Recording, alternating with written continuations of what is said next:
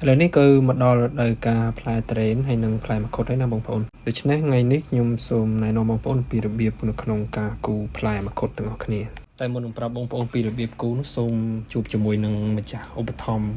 ធំមួយផ្លែតសិនហើយម្ចាស់ឧបត្ថម្ភធំនោះគឺអ៊ីទូចអ្នកម្ដាយរបស់ខ្ញុំអ៊ីលេងណាបងប្អូនដោយសារតែគ្រួសារខ្ញុំនឹងជាអ្នកស្រែចម្ការហើយខ្ញុំគ្រួសារខ្ញុំមានត្រេនតខ្លួនហើយចង់ណែនាំប្រាប់បងប្អូនពីត្រេនធម្មជាតិរបស់ខ្មែរយើងហើយគ្រួសារខ្ញុំដាំនោះគឺជាប្រភេទត្រេនម៉ាន់ថងហើយទីតាំងចការគ្រួសារខ្ញុំនោះគឺស្ថិតនៅក្នុងស្រុកស្ទឹងត្រង់ខេត្តកំពង់ចាមហើយចការគ្រួសារខ្ញុំនោះមិនត្រឹមតែមានតែត្រេនមួយមុខទេហើយក៏នៅមានមង្ឃុតផងដែរ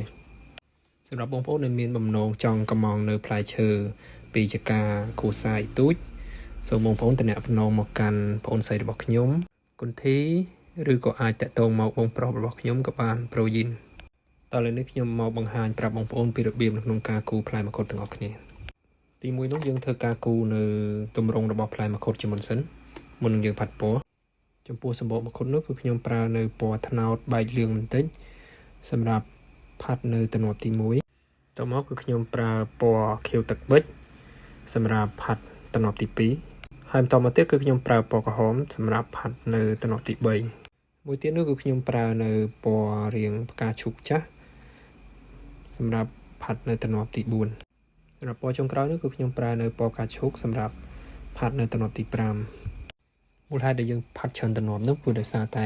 លេខរបស់ខ្មៅដៃពណ៌គឺវាមានតិចដូច្នេះយើងមានតែផាត់លាយបញ្ចូលគ្នាដើម្បីបានពណ៌ដែលយើងត្រូវការ